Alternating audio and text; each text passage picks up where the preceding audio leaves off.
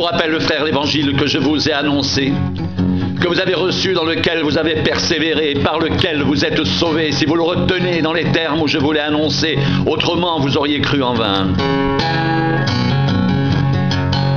Je vous ai enseigné avant tout, comme je l'avais aussi reçu, que Christ est mort pour nos péchés selon les Écritures. Il a été enseveli et il est ressuscité le 3e jour selon les Écritures. Et il est apparu à Céphas puis aux 12. Ensuite, il est apparu à plus de 500 frères à la fois, dont la plupart sont encore vivants et dont quelques-uns sont morts. Ensuite, il est apparu à Jacques, puis à tous les apôtres. Après eux tous, il m'est aussi apparu à moi, comme à l'avorton, car je suis le moindre des apôtres. Je ne suis pas digne d'être appelé apôtre parce que j'ai persécuté l'Église de Dieu. Par la grâce de Dieu, je suis ce que je suis, et sa grâce envers moi n'a pas été vaine. Loin de là, j'ai travaillé plus que tous, non pas moi toutefois, mais la grâce de Dieu qui est avec moi. Ainsi donc, que ce soit moi, que ce soit eux, voilà ce que nous prêchons, et c'est ce que vous avez cru.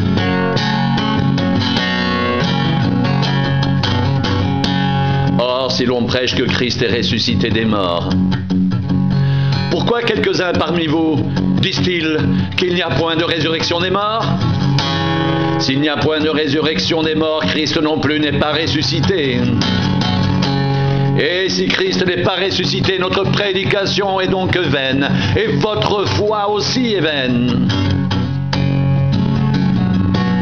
Il se trouve même que nous sommes de faux témoins à l'égard de Dieu, puisque nous avons témoigné contre Dieu qu'il a ressuscité Christ, tandis qu'il ne l'aurait pas ressuscité si les morts ne ressuscitent point. Car si les morts ne ressuscitent point, Christ non plus n'est pas ressuscité. Et si Christ n'est pas ressuscité, votre foi est vaine. Vous êtes encore dans vos péchés, par conséquent aussi, ceux qui sont morts en Christ sont perdus. Si c'est dans cette vie seulement que nous espérons en Christ, nous sommes les plus malheureux de tous les hommes. Mais maintenant, Christ est ressuscité des morts. Il est les prémices de ceux qui sont morts, car puisque la mort est venue par un homme, c'est aussi par un homme qu'est venue la résurrection des morts. Et comme tous meurent en Adam, de même aussi tous revivront en Christ, mais chacun en son rang, Christ comme prémisse, puis ceux qui appartiennent à Christ lors de son avènement.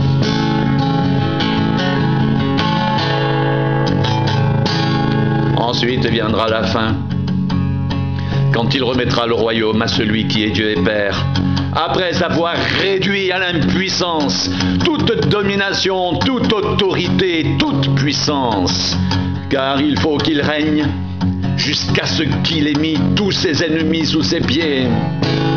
Le dernier ennemi qui sera réduit à l'impuissance, c'est la mort. Dieu, en effet, a tout mis sous ses pieds.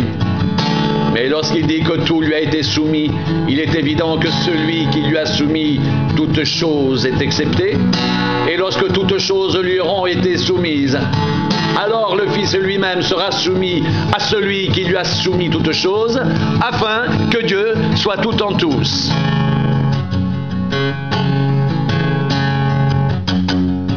Autrement, que feraient ceux qui se font baptiser pour les morts si les morts ne ressuscitent absolument pas? Pourquoi se font-ils baptiser pour eux?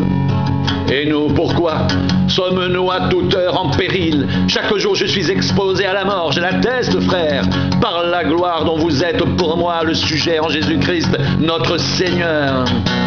S'il est dans des vues humaines que j'ai combattu contre les bêtes à Éphèse, quel avantage m'en revient-il si les morts ne ressuscitent pas? Mangeons et buvons, car demain nous mourrons. Ne vous y trompez pas. Les mauvaises compagnies corrompent les bonnes mœurs. Revenez à vous-même, comme comme il est convenable et ne péchez point, car quelques-uns ne connaissent pas Dieu, je le dis à votre honte.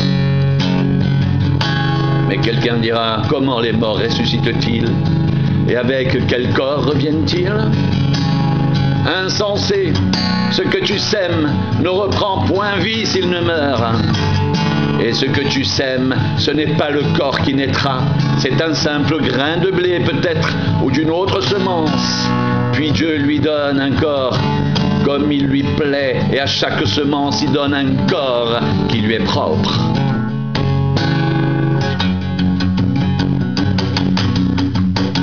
Toute chair n'est pas la même chair, mais autre est la chair des hommes, autre celle des quadrupèdes, autre celle des poissons, autre celle des poissons. Il y a aussi des corps célestes et des corps terrestres, mais autre est l'éclat des corps célestes, autre celui des corps terrestres. Autre est l'éclat du soleil, autre l'éclat de la lune et autre l'éclat des étoiles. Même une étoile diffère en éclat d'une autre étoile. Ainsi en est-il de la résurrection des morts. Le corps est semé corruptible, il ressuscite incorruptible. Il est semé méprisable, il ressuscite glorieux. Il est semé infirme, il ressuscite plein de force.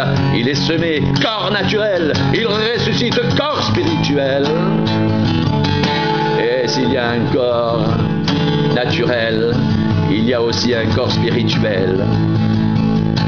C'est pourquoi il est écrit, le premier homme Adam devint une âme vivante. Le dernier Adam est devenu un esprit vivifiant. Mais ce qui est spirituel n'est pas le premier, c'est ce qui est naturel. Ce qui est spirituel vient ensuite. Le premier homme tiré de la terre est terrestre.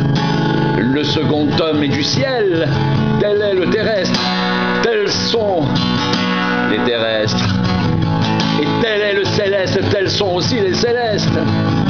Et de même que nous avons porté l'image du terrestre, nous porterons aussi l'image du céleste.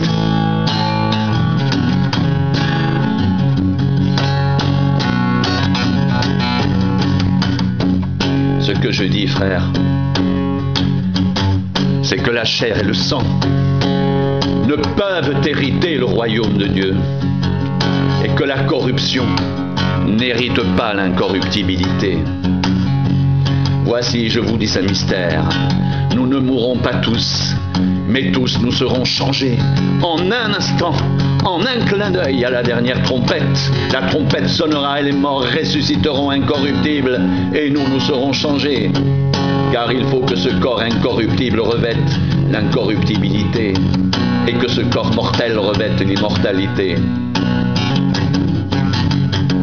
Lorsque ce corps corruptible aura revêtu l'incorruptibilité et que ce corps mortel aura revêtu l'immortalité, alors s'accomplira la parole qui est écrite, la mort a été engloutie dans la victoire. Ô mort, où est ta victoire? Ô mort, où est ton aiguillon? L'aiguillon de la mort, c'est le péché, et la puissance du péché, c'est la loi.